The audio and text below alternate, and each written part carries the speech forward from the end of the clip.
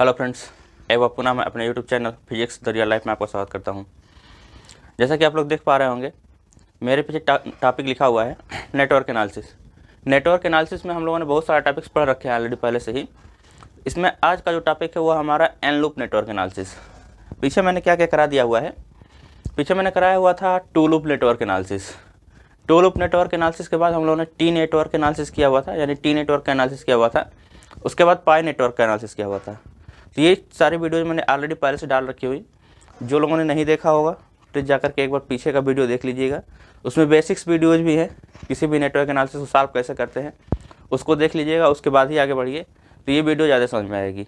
Otherwise थोड़ी सी इसमें समझ में कम आएगा। ठीक, दूसरी चीज़, आप लोग जानते हैं कि इसको सॉल्व करने के लिए मैंने क्रैमर्स रूल का यूज़ किया हुआ था डिटर्मिनेंट के। तो थोड़ा सा आप लोग डिटर्मिनेंट में क्रैमर्स रूल भी पढ़ लीजिएगा, जिससे कि आप लोगों को चीज़ें ज़्यादा क्लियर हो। अब देखिए, ये जो नेटवर्क एनालिसिस है इसमें हम लोग एन लूप नेटवर्क एनालिसिस करने जा रहे हैं। इस एन लूप नेटवर्क एनालिसिस को हम लोग करेंगे कैसे? तो सिंपली होता क्या है कि हम लोग एन लूप को लेकर के डायरेक्टली अगर एन लूप बनाए तो फिर पता नहीं कितने लूप हैं। एन मतलब एन कुछ भी हो सकता है। तो हम लोग इसको करते क्या है कि टू लूप नेटवर्क एनालिसिस की थ्योरी पढ़ते हैं और टू लूप नेटवर्क एनालिसिस की थ्योरी को ही एक्सपेंड कर देते हैं एन लूप्स के लिए। देखिए, मैं थोड़ा सा टू लूप के बारे में बताऊंगा, उसके बाद मैं एन लूप के लिए आगे एक्सटेंड कर दूंगा। ठीक, वही काम मैं भी करने वाला हूं। मैं आगे चलता हूं पेज पे।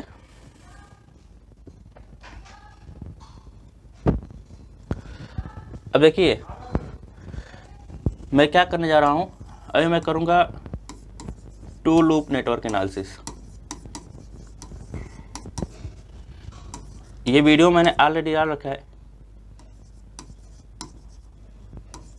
ठीक, ये वीडियो मैंने ऑलरेडी डाल रखा हुआ है, लेकिन मैं बेसिक्स से स्टार्ट इसलिए कर रहा हूँ कि टू लूप नेटवर्क एनालिसिस मैंने सॉल्व कैसे किया था, उसके बाद आगे कैसे बढ़ा था, ये चीज़ आपको क्लियर हो जाए। ठीक, टू लूप नेटवर्क एनालिसिस मैंने क्या लिया हुआ था, हम लोगों ने एक नेटवर्क लिया था जिसमें दो लूप थे।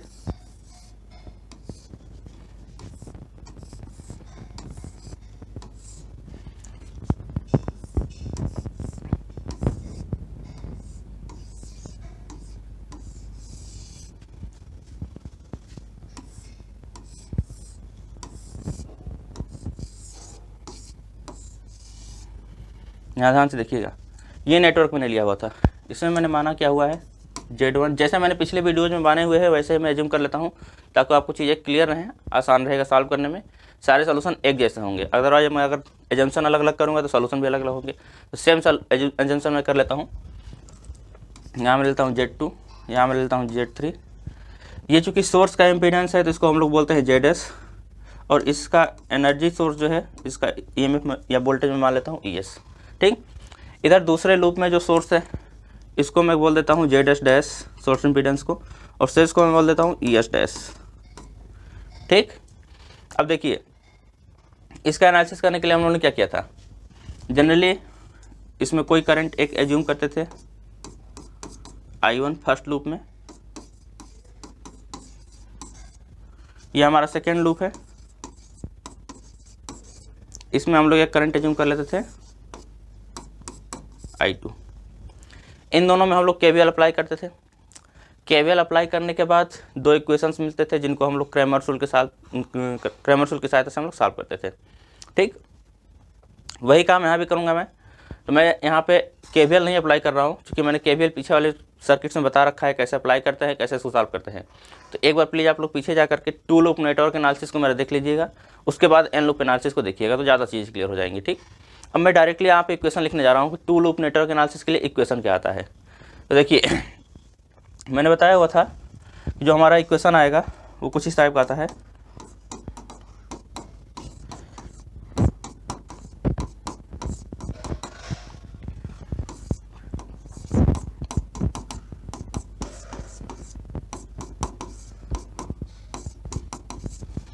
देख, समझ पा रहे होंगे आप लोग। Z11 I1 plus Z12 I2 is equals to E1, Z21 I1 plus Z22 I2 is equals to E2। यहाँ से मैंने वैल्यूज भी लिखी हुई थी। यहाँ पे क्या था, देखिए, जैसे कि Z11 था वो self impedance of first loop था। Z22 क्या था, self impedance of second loop. Self impedance का मतलब फर्स्ट लूप में कौन कौन से इम्पीडेंस पार्टिसिपेट कर रहे हैं। ठीक, तो जैसे Z11 की अगर वैल्यू लिखनी होगी तो कितनी आएगी, Z11 की जो वैल्यू आएगी वो कितनी आ जाएगी। फर्स्ट लूप में कौन कौन सी इंपीडेंस पार्टिसिपेट कर रहे हैं, ZS, Z1 और Z3, ठीक। तो आ जाएगा हमारा ZS plus Z1 plus Z3, ठीक। इसी तरह से हम लोग लिख सकते हैं Z22 की वैल्यू, Z22 की वैल्यू कितनी आ जाएगी, Z22 की जो वैल्यू आएगी वो आ जाएगी हमारी Z3 plus Z2 plus ZS dash, ठीक, ये Z22 की वैल्यू। सिमिलरली हम लोग लिख सकते हैं Z12 Z21 की वैल्यू, ठीक। तो देखिए Z12 1 और 2 में म्यूचुअल कौन सा है या कॉमन कौन सा है, Z21 का मतलब 2 और 1 में कॉमन कौन सा है, तो सिंपली दिख रहा है Z3। और इसकी वैल्यू लिखने के लिए हम लोग क्या करते थे, निगेटिव साइन के साथ लिखते थे। हमारा आ जाएगा Z12 is equal to Z21 is equal to minus of Z3। तो ये हमारी वैल्यूज हो जाएंगी, ठीक। Z12 Z22 Z1 Z11 इन सब की वैल्यूज क्या आ गई, ये सब आ जाएंगी। तो इस तरह से हम लोग वैल्यूज लिख लेते थे और वैल्यूज लिख करके सॉल्व कर लेते थे आगे, ठीक।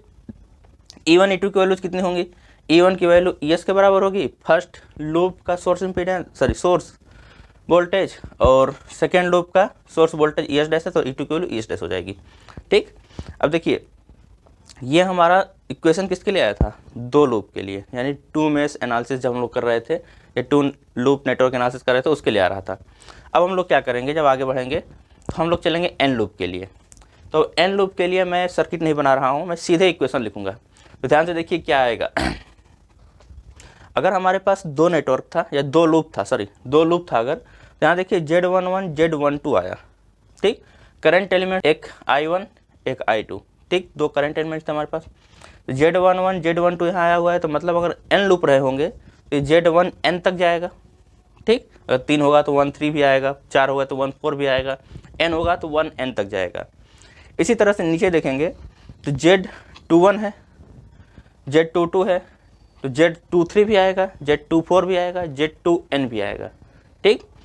नीचे अगर फिर हम चलेंगे तो देखिए एक चीज़ और है, 2 लूप थे तो 2 इक्वेशन बने हैं, यानी अगर हम N लूप्स लेंगे तो N इक्वेशंस बनेंगे, ये भी ध्यान दीजिएगा। 2 लूप हैं, 2 टर्म्स हैं, N लूप होंगे तो N टर्म्स होंगे। एनर्जी सोर्सेस, अगर हर एक लूप में एक एनर्जी सोर्स एग्जिस्ट करे तो N एनर्जी सोर्सेस भी होंगे, ठीक। इंडिविजुअली ऐसा नहीं, जनरली ऐसा होता नहीं है क्योंकि एनर्जी सोर्स 1 या 2 होते हैं, लेकिन अगर हम मान लें कि सब में एक एक एनर्जी सोर्स एग्जिस्ट कर रहा है सारे लूप्स में, तो उस समय क्या होगा, N एनर्जी सोर्सेज भी होंगे। तो इन्हीं के बेसिस पे इसी चीज़ को मैं एक्सटेंड करने जा रहा हूँ, इन्हीं दोनों इक्वेशंस को N लूप के लिए, ठीक। तो मैं नेक्स्ट पेज पे चल रहा हूँ, क्योंकि यहाँ लिखूँगा तो बहुत बड़ा हो जाएगा। अब देखिए यहाँ से N लूप्स के लिए लिखेंगे तो क्या क्या आएगा, N लूप्स के लिए मैं इक्वेशन लिखने जा रहा हूँ। हमारा जो आएगा equations Z11 I1 plus Z12 I2 plus Z13 I3, चूँकि N लूप्स हैं तो N करेंट्स भी होंगी, ठीक। इस तरह से प्लस करके हम लोग डैश कर लेंगे, क्या आ जाएगा Z1N IN, तो किसके बराबर होगा, E1 के बराबर। ये पीछे मैंने लिखा हुआ था इसी तरह से। तो ये हमारा पहला इक्वेशन आ गया। इससे दूसरा जब हम लिखेंगे तो क्या लिखेंगे, Z21 I1 plus Z22 I2 plus Z23 I3 plus dash कर देता हूँ मैं यहाँ पे क्या आ जाएगा, Z2N IN is equal to E2, ठीक। तीसरा इक्वेशन क्या आएगा उसको भी मैं लिख देता हूँ, Z31 I1 plus Z32 I2 plus Z33 I3 plus Z3N IN is equal to E3, ठीक। अब देखिए 3 इक्वेशंस दिख गए। ऐसा से हमको N इक्वेशंस लिखने हैं, तो मैं सारे इक्वेशन तो लिख नहीं सकता, तो मैं सबसे लास्ट वाली इक्वेशन Nth इक्वेशन लिखने जा रहा हूँ। क्या आएगा, तो ध्यान से देखिएगा क्या चीज़ें इसमें चेंज हो रही हैं। इधर 1 2 3 N इधर चेंज हो रहा है, ठीक।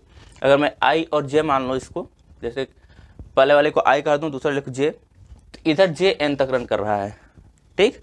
और इधर नीचे की तरफ जाने पर क्या है, I चेंज हो रही है, जो कि N लूप्स के लिए N तक I रन करेगी, ठीक। तो यही चीज़ मैं लिखने जा रहा हूँ आगे। जब मैं Nth इक्वेशन लिखूंगा, मैं डायरेक्ट कर देता हूँ यहाँ पे Nth इक्वेशन लिखूंगा, तो ध्यान से देखिए यहाँ क्या आएगा, ZN1 आएगा। यहाँ क्या था, Z1 था, Z2 था, Z3 था, 3 1 है, 2 1 है, इससे क्या आएगा Zn1 plus Zn2 plus Zn3 plus dash dash dash dash जब कर लूँगा मैं, यहाँ क्या आएगा Znnin, ठीक। और ये किसके बराबर आ जाएगा, En के बराबर। यहाँ एनर्जी सोर्सेस की वैल्यू वैसे ही बढ़ती चली जाएगी, ये हमारी आ जाएगी किसके बराबर, En के बराबर, ठीक। तो ये हमारे n मैसेज के लिए इक्वेशंस हो गए।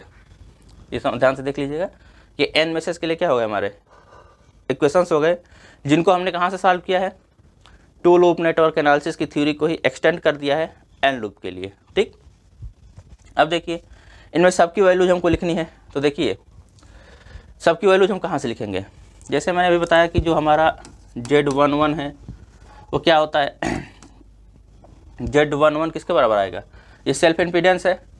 इसी तरह से Z22 है, मैं इसको मार्क करता हूँ, Z11 है, Z22 है, Z33 है, इस तरह से करते करते कहाँ आ जाएंगे Znn पे। ये सारे के सारे क्या है, सेल्फ इम्पीडेंसेस हैं अपने अपने नेटवर्क से या अपने अपने लूप्स के, एक एक लूप की सेल्फ इम्पीडेंसेस है। तो अगर हम सिंपली लिख दें Zij, अगर I हमारा J के बराबर हो जाए, तो इस केस में Z क्या है, सेल्फ इम्पीडेंसेस है। क्या लिख देंगे इसको, सेल्फ इम्पीडेंसेस, ठीक, self impedances of respective loops, ठीक, रेस्पेक्टिव लूप्स। इसी तरह से देखिए Z12 है, Z21 है, Z13 है, Z31 कहीं होगा, ठीक। इसी तरह से जितने भी ऐसे नंबर्स हैं जहाँ पे I J के बराबर नहीं है, जितने ऐसे भी इम्पीडेंस हैं जिनमें I J के बराबर नहीं है, ठीक। तो यहाँ मैं लिख देता हूँ फिर से Zij where I is not equal to J, ये क्या हो जाएंगे, ये म्यूचुअल इम्पीडेंसेस बोले जाते हैं। म्यूचुअल इम्पीडेंसेस का मतलब किसी भी दो लूप के बीच में इम्पीडेंस कौन सा आ रहा है, ठीक। तो Zij क्या है, म्यूचुअल इम्पीडेंसेस, ठीक। ध्यान रखिएगा Zij where I is not equal to J, ये केस होगा तब क्या हो जाएगा, ये म्यूचुअल इम्पीडेंस हो जाएगा।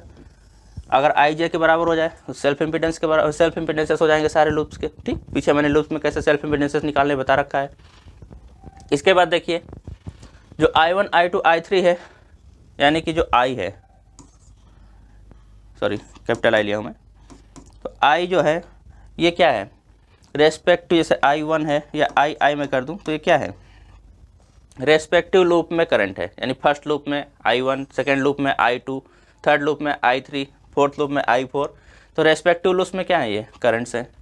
इसी तरह से अगर आप लोग E1 E2 E3 की बात करेंगे तो ये भी रेस्पेक्टिव लूप में एनर्जी सोर्स है, ठीक। तो रेस्पेक्टिव लूप में एनर्जी सोर्स का मतलब E1 E2 E3 En जो है ये एनर्जी सोर्सेस हो जाएंगे। तो इनकी वैल्यूज भी आप जान सकते हैं। अगर मान लीजिए कि किसी लूप में एनर्जी सोर्स नहीं लगा है तो उसकी वैल्यू हम 0 कर देंगे सीधे। अगर कहीं पर हमको ऐसा लगता है कि म्यूचुअल इम्पीडेंस नहीं है, जैसे मान लीजिए कि 1 3 है और 3 1 में कॉमन नहीं है कोई, जैसे आप लोग जाकर उसमें पढ़ेंगे पाई नेटवर्क, आप लोग जाकर पाई नेटवर्क देखिएगा तो ये 3 लूप नेटवर्क है। पाई लूप नेटवर्क जब आप लोग पढ़ेंगे तो उसमें देखेंगे कि Z13 एंड Z31 दोनों ही 0 कर दिया जाता है। क्यों, कि 1 और 3 में कोई कॉमन नहीं होता। तो ये भी ध्यान रखिएगा कि अगर दो लूप्स के बीच में कोई इंपीडेंस कॉमन नहीं है और उसके बावजूद यहाँ एग्जिस्ट कर रहा है तो उसकी वैल्यू क्या लिखेंगे हम लोग, 0। ये ध्यान रखिएगा। तो ये चीज़ें हैं। तो ये हमारे सारे इक्वेशंस हो गए और उनकी वैल्यूज हम लोग यहाँ से लिख लेंगे, ठीक। सारे कंपोनेंट्स जो हैं इक्वेशंस के, या जो भी इसमें टर्म्स आ रहे हैं उन सारे टर्म्स की वैल्यू कहाँ से मिलेगी, यहाँ से, ठीक। अब आगे बढ़ते हैं, इनको सॉल्व कैसे करेंगे। तो फिर वही प्रोसेस होगा कि हम लोग डिटर्मिनेंट के क्रैमर्स रूल से सॉल्व करेंगे, ठीक। अब क्रैमर्स रूल में क्या होता है, पहले तो इन सारे करंट्स के मल्टीपल्स में जो इम्पीडेंसेस है उनसे हम लोग एक डिटर्मिनेंट फॉर्म करते हैं। उसी डिटर्मिनेंट में जिसकी वैल्यू निकालनी है, जैसे I1 की वैल्यू निकालनी है तो I1 के मल्टीपल्स वाले जो भी कंपोनेंट्स होंगे या जो भी फैक्टर्स हैं उनको हम लोग चेंज कर देते हैं किससे, E1 E2 E3 En से, ठीक। इससे चेंज करने के बाद हम लोग सॉल्व कर देते हैं। तो यही मैं करने जा रहा हूँ आगे, ध्यान से देखिएगा। तो हमको इसकी ज़रूरत पड़ेगी, ठीक, इन इक्वेशंस की मुझे ज़रूरत पड़ेगी। यहाँ से मैं इसका सॉल्यूशन करने जा रहा हूँ। सॉल्यूशन कैसे करूँगा मैं, तो ध्यान से देखिए, हमको अगर पहले जेड चाहिए, हमको डिटर्मिनेंट ऑफ जेड की वैल्यू कितनी होगी। तो मैंने कहा सबकी वैल्यूज़ को हमको लिखना है, सबके मतलब I1 I2 I3 के जो मल्टीपल्स है उन सारे वैल्यू मल्टीपल्स को क्या लिखना है डिटर्मिनेंट के फॉर्म में। तो यहाँ मैं लिखने जा रहा हूँ, यहाँ हमारा क्या आ जाएगा Z11 Z12 Z13 Z1n, इसी तरह से Z21 Z22 Z23 Z2n। ठीक, इस तरह से नीचे मैं आऊँगा तो आ जाएगा हमारा ZN1 ZN2 ZN3 ZNn। ये हमारी क्या हो गई, डिटर्मिनेंट जेड आ गई। ठीक, अब डिटर्मिनेंट जेड आने के बाद हम लोग क्या करेंगे, इसी डिटर्मिनेंट में जब हमको I1 की वैल्यू निकालनी होगी, तो देखिए I1 के मल्टीपल्स में क्या क्या है, Z12 Z21 Z31 ऐसे हैं। तो इन सारे को क्या करेंगे, यहाँ से चेंज करेंगे और यहाँ किससे रिप्लेस करेंगे, इसको E1 E2 E3 En से रिप्लेस कर देंगे। ठीक, तो यही काम मैं करने जा रहा हूँ। तो मैं यहाँ से क्या निकाल लूँगा, I1 की वैल्यू इधर लिखता हूँ मैं, ताकि आप लोगों को चीज़ें क्लियर रहे। तो I1 की वैल्यू क्या आएगी, क्रैमर्स रूल में कैसे सॉल्व किया जाता है, कैसे वैल्यू निकाली जाती है, ये वीडियो मैंने पीछे डाल रखा हुआ है, क्रैमर्स रूल का सॉल्यूशन, इसको देख लीजिएगा। अगर आप लोग इलाहाबाद सेंट्रल यूनिवर्सिटी में है और विनोद प्रकाश सर की बुक फॉलो करते हैं, तो विनोद प्रकाश सर की बुक में सबसे पीछे दिया हुआ है ये चीज़। ठीक, डायरेक्ट चैप्टर में नहीं है, लेकिन चैप्टर के सबसे पीछे जो इंडेक्स सेक्शन होता है उसमें दिया हुआ है। तो वहाँ जाकर के आप लोग पढ़ सकते हैं। इंटरमीडिएट के मैथमेटिक्स में भी दिया हुआ है, पढ़ रखा होगा आप लोगों ने, तो वहाँ से भी देख सकते हैं अगर भूल गए हो तो। ये सब ऑप्शन है आपके पास क्रैमर्स रूल से सॉल्यूशन का, तो मेरे वीडियोज़ में भी है, वहाँ भी आप देख सकते हैं। ये चीज़ें हैं। I1 की वैल्यू कैसे निकालेंगे, तो मैंने कहा कि इनको आप रिप्लेस करने जा रहा हूँ मैं। ठीक, फर्स्ट रो को मैं फर्स्ट कॉलम को मैं रिप्लेस करने जा रहा हूँ किससे, E1 E2 E3 से। देखिए यहाँ आ जाएगा हमारा E1 E2 E3 dash En। ठीक, इसी तरह से अब आगे वाले क्या होंगे, आगे वाली सारी वैल्यूज को सेम लिखेंगे। तो यहाँ से लिखना शुरू करता हूँ मैं, Z12 Z13 Z1n Z22 Z23 Z2n। ठीक, Z32 Z33 Z3n। ठीक, इस तरह से यहाँ पे क्या आ जाएगा, ZN2 ZN3 ZNn।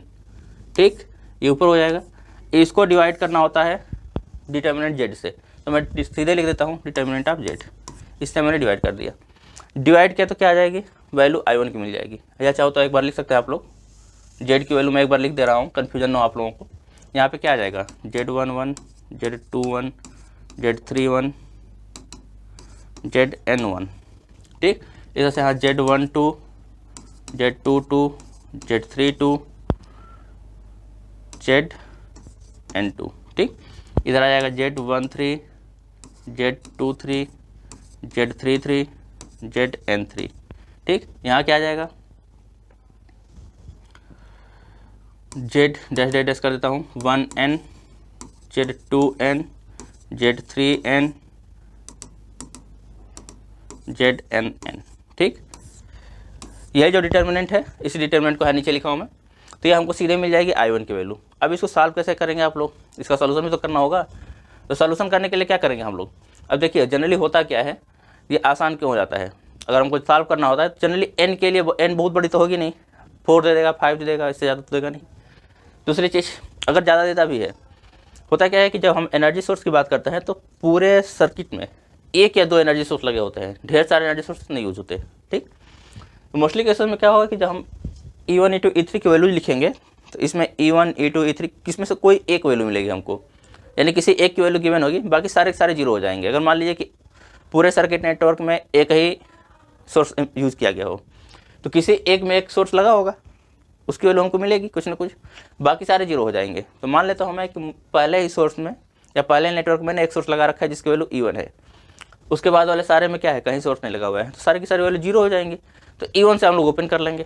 ठीक, तो यहाँ पे सिंपली लिखेंगे तो आप लोग क्या लिखेंगे, E2 E3 En की वैल्यू सारी सारी जीरो हो जाएंगी, और इसी फर्स्ट एलिमेंट से ही आप लोग इसको ओपन कर लेंगे E1 वाले से। तो E1 वाले से ओपन करेंगे तो कुछ आएगा, तो मैट्रिक्स डिटर्मिनेंट को ओपन करना आप लोग जानते हैं। हाँ, एक चीज़ और है कि यहाँ पे चूँकि n कंपोनेंट्स हैं तो इसको हम लोग डायरेक्टली ओपन नहीं कर सकते, ठीक। तो इसको हम लोग सॉल्व कैसे करेंगे, तो मैं इन सबको एज्यूम करते हुए चलता हूँ। मैं मान लेता हूँ कि इसमें किसी की वैल्यू 0 नहीं है, ठीक। तो आप लोगों ने कोफैक्टर डिटर्मिनेंट और माइनर डिटर्मिनेंट पढ़ा होगा, ठीक। तो माइनर डिटर्मिनेंट क्या होता है, तो जनरली मैं थोड़ा सा बता देता हूँ आप लोगों को, थोड़ा सा हिंट कर देता हूँ, उसके बाद मैं आगे बढ़ूँगा। मान लीजिए कोई डिटर्मिनेंट है A11, A12, A13, A21, A22, A23, A31, A32, A33, ठीक। कोई डिटर्मिनेंट है। अब इसका आपको माइनर डिटर्मिनेंट निकालना है। तो माइनर डिटर्मिनेंट कैसे निकालते हैं आप लोग लिखते हैं Aij की वैल्यू, ठीक। Ij का मतलब ith रो jth कॉलम, ठीक। ith रो jth कॉलम का मतलब A11 की वैल्यू लिखते हैं। A11 की वैल्यू लिखने के लिए क्या करते हैं, इसको जनरली हम लोग Mij से दिखाते हैं। तो मैं M11 लिखने जा रहा हूँ, M11 का मतलब ये वाला। तो M11 की वैल्यू कितनी आती है, ये और ये दोनों बंद हो जाएंगे, ठीक। यह आ जाएगा A22, A23, A32, A33, ठीक। ये हमारा क्या हो गया, माइनर डिटर्मिनेंट। इसी तरह से हम किसी के करस्पॉन्डिंग लिख सकते हैं, A21 लिख सकते हैं, A31 के करस्पॉन्डिंग लिख सकता हूँ। तो M21, M31 क्या आ जाएंगे, माइनर डिटर्मिनेंट्स आ जाएंगे। इस तरह से अगर हमको कोफैक्टर लिखना हो तो एक चीज़ ध्यान दीजिएगा कि जब आप लोग किसी भी डिटर्मिनेंट को ओपन करते हैं तो ओपन करते समय क्या करते हैं, प्लस माइनस प्लस, फिर माइनस प्लस माइनस, फिर प्लस माइनस प्लस, ये करके आप लोग ओपन करते हैं। ये प्लस से ओपन होगा, फिर ये माइनस से ओपन होगा, फिर ये प्लस से ओपन होगा। ये कहाँ से लिखते हैं, तो कोफैक्टर डिटर्मिनेंट जब हम लोग फाइंड आउट करते हैं तो विद साइन लिखते हैं। माइनर डिटर्मिनेंट में साइन नहीं होता, कोफैक्टर में क्या होता है, साइन होता है, ठीक। तो कोफैक्टर डिटर्मिनेंट को हम लोग जनरली दिखाते हैं Cij से, ठीक।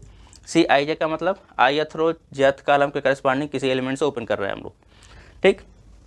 तो ये वैल्यू कितनी आती है, -1 to the power i plus j Mij के बराबर, ठीक। ये Cij की वैल्यू है। Cij क्या है, कोफैक्टर डिटर्मिनेंट है जिसकी वैल्यू इतनी आती है -1 to the power i plus j Mij। Mij का मतलब माइनर डिटर्मिनेंट, ठीक। अब यहाँ पे i प्लस j क्या होगा, अगर हम लोग 1 1 लेते हैं तो 1 1 2 हो जाएगा, -1 टू द पावर 2 1 हो जाएगा, यानी पॉजिटिव आएगा। यहाँ पे 1 2 लेते हैं तो 3 आएगा, 3 का मतलब माइनस आएगा। यहाँ 2 1 लेते हैं तो 3 आएगा, मतलब 3 टू द पावर -1 की पावर 3 मतलब माइनस आएगा। तो यहाँ से लिखा जाता है। तो मैं यहाँ क्या करूँगा, सीधे मैं इसको कोफैक्टर डिटर्मिनेंट्स के टर्म में ही लिखूँगा या कोफैक्टर्स के टर्म में ही लिखूँगा इसको, ठीक। अब इसको ओपन करेंगे तो हम लोग कैसे लिखेंगे, ध्यान दीजिएगा। तो मैं ये सिर्फ समझाने के लिए लिखा होता है, इसको मैं हटा रहा हूँ। ये सब ध्यान रखिएगा कि ऐसे लिखा जाता है ये, ठीक। Cij जब निकालना होगा तो Cij निकालने का तरीका ये है -1 to the power i plus j Mij। ये भी इंटरमीडिएट में दिया हुआ है, आप लोग देख सकते हैं जा करके। तो मैं अब इसको सॉल्व करने जा रहा हूँ। जनरली मैंने बताया इसलिए कि आप लोगों को ध्यान रहे थोड़ा सा। अब देखिए मैं इस जो डिटर्मिनेंट मैंने लिया हुआ है अपना, उसको सॉल्व करने जा रहा हूँ। मैं थोड़ा सा फिर से छोटा करता हूँ बोर्ड को,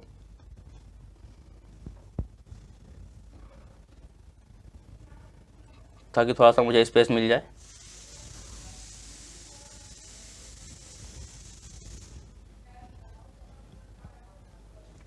ठीक, अब देखिए इसमें क्या आएगा, इसको सॉल्व करना है।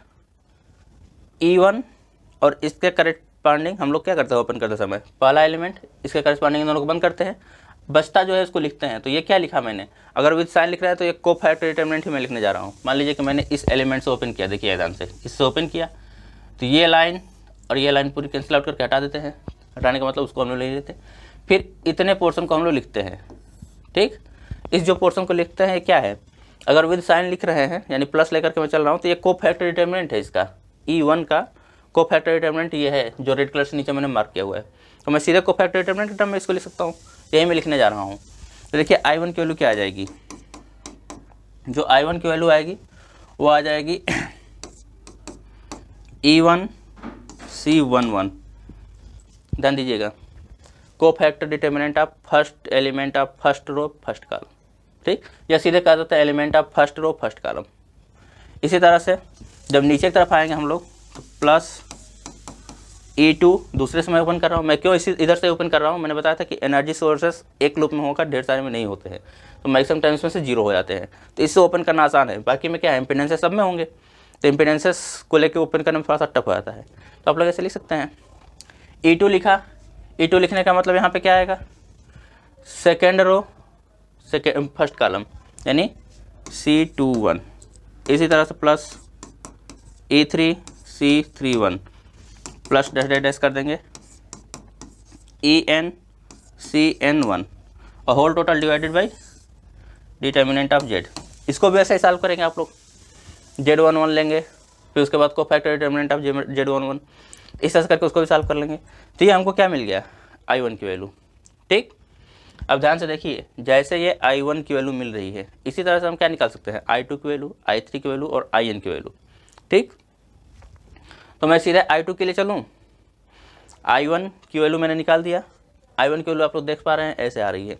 ठीक, इसमें अभी आप लोग सॉल्यूशन करके लिखेंगे, अगर नंबरिकल देता है तो, खैर नंबरिकल जब भी देता है तो 2 या 3 नेटवर्क का नंबरिकल देगा, उससे ज़्यादा नंबरिकल नहीं देता है। ठीक, क्योंकि लोगों को प्रॉब्लम होती है सॉल्व करने में, बहुत बड़ा हो जाता है। तो नंबरिकल जब भी आएगा 2 या 3 नेटवर्क का ही आएगा। एन लूप नेटवर्क के लिए एनालिसिस पूछा जाता है क्वेश्चन में कि आप लोग एन लूप के लिए एनालिसिस करके बताइए कि उसमें करंट कैसे निकाला जाएगा। ठीक, तो करंट की वैल्यू निकालने के लिए ये तरीके हैं। ठीक, अब ध्यान से देखिए, इसी में अगर मैं चाहूँ I2 की वैल्यू निकालना, तो I2 की वैल्यू कितनी आएगी हमारी, तो मैं I2 की वैल्यू कैलकुलेट करने जा रहा हूँ, बगल में ये लिख रहा हूँ। ठीक, तो पेज चेंज कर लेता हूँ, सॉरी जगह कम पड़ रही थोड़ी सी, तो पेज में चेंज कर लेता हूँ। मैं लिखता हूँ किसकी वैल्यू, I2 की वैल्यू। मैं सीधे लिख रहा हूँ क्योंकि मुझे क्वेश्चन से याद है, आप लोग थोड़ा सा पीछे देख करके तब लिख सकते हैं आसानी से। क्या आएगा, तो देखिए जो I2 की वैल्यू आएगी वो क्या आ जाएगी, Z11 Z21 Z31 dot dot dot ZN1। ठीक, यहाँ पे क्या आएगा, सेकेंड रो को अब चेंज करेंगे क्योंकि I2 निकाल रहे हैं। ठीक, तो किसको चेंज कर देंगे, E1 E2 E3 dot dot dot EN। ठीक, इसी तरह से आगे वाले क्या आ जाएंगे, Z11 Z21 Z31 sorry Z13 Z13 Z14 dash dash Z1N। ठीक, सारे लिखने की जरूरत नहीं है, डाइजेस्ट करके आप लोग लिख सकते हैं। इसी तरह से यहाँ क्या आएगा, Z23 Z24 Z2N। ठीक, मैंने एक लाइन इसमें बढ़ा दिया, कोई ज़रूरत नहीं है, आप लोग यहाँ से ही डैश डैश कर दो, कोई दिक्कत नहीं हो। तो N है तो हम कुछ भी लिख सकते हैं। इसी तरह से यहाँ क्या आ जाएगा, Z33 Z34 dash dash Z3N। ठीक, यहाँ पे क्या आ जाएगा, डैश डैश नीचे कर लेते हैं, इधर आ जाएंगे, यहाँ पे ZN3 ZN4 dash dash ZNN। ठीक, और फिर इसको डिवाइड करके किससे, डिटर्मिनेंट ऑफ Z से। ठीक, डिटर्मिनेंट ऑफ Z की वैल्यू मैं बार बार नहीं लिख रहा हूँ, झूठे वीडियो लंबी होगी। ठीक, तो आप लोग समझते हैं डिटर्मिनेंट Z की वैल्यू कितनी है, यहाँ पर भी क्या होगा, सारे एलिमेंट लिखे होंगे। अब इसको सॉल्व करेंगे तो I2 की वैल्यू कितनी आएगी, I2 इज इक्वल्स टू, अब हम लोग किससे ओपन करेंगे, इससे, इस वाले कॉलम से। तो यहाँ क्या आ जाएगा हमारा E1, यहाँ पे क्या होगा, Z11 Z12 रहा होगा, तो C12 कर लेंगे हम लोग। ध्यान से देखिएगा, Z11 Z12 है तो क्या लिख लिया, C12। इसी तरह से प्लस E2, ये वाला टर्म लिया, तो यहाँ क्या रहा होगा, 21 22, तो C22। ठीक, इसी तरह से जब अगला चलेंगे प्लस E3, तो यहाँ क्या आया होगा, 31 था तो 32 आया होगा, यानी कि C32। ठीक, प्लस डैश डैश डैश करते चले जाइए, तो आ जाएगा आपका EN CN2। ठीक, nth रो सेकेंड कॉलम दिख रहा है यहाँ पे, nth रो सेकेंड कॉलम। ठीक, और इसको टोटल को डिवाइड कर देंगे किससे, डिटरमिनेंट ऑफ Z से। यह आ जाएगी I2 की वैल्यू। अगर सोचिए हम इसी तरह से IN की वैल्यू लिखना चाहें तो क्या आएगा, जब IN की वैल्यू लिखेंगे तो मैं यहीं से चेंज करने जा रहा हूँ। I2 की वैल्यू यहाँ से मैंने लिख लिया, मैं इसी में चेंज करता हूँ थोड़ा सा IN की वैल्यू के लिए। देखिए इस वाली लाइन को मैं हटा रहा हूँ यहाँ से, मैं इसी में लिखने जा रहा हूँ IN करेंगे यहाँ पे। यहाँ क्या आया होगा, Z12 Z13 Z sorry Z22 आएगा यहाँ पे, Z22, Z32, ZN2, ठीक। इधर क्या आया होगा ZN3 ZNN, ठीक। अब चूंकि हमको IN निकालना है तो nth वाले कॉलम को क्या करेंगे, चेंज करेंगे, किससे,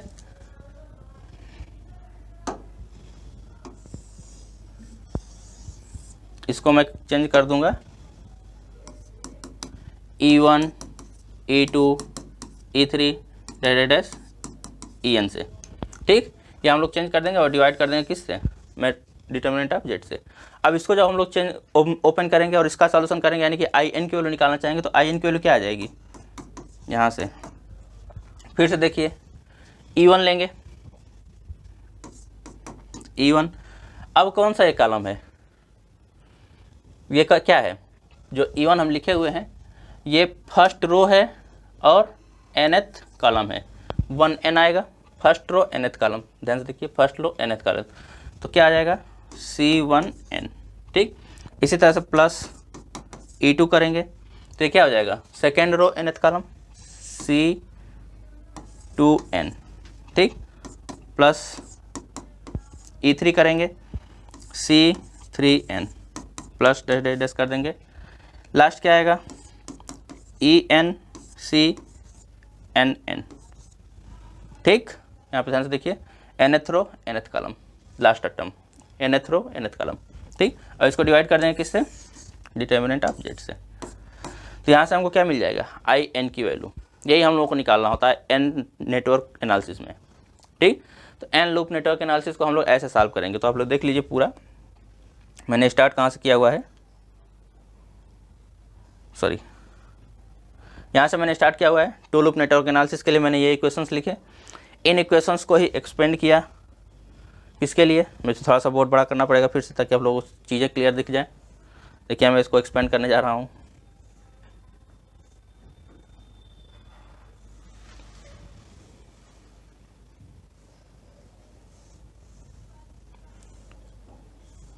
ये है, ठीक। ये इक्वेशंस मैंने लिखे N नेटवर्क N लूप्स के लिए, ये इक्वेशंस लिखा। इन इक्वेशंस को लिखने के बाद मैंने यहाँ से एक डिटर्मिनेंट बनाया, जो डिटर्मिनेंट आपको दिख रहा है ये सामने,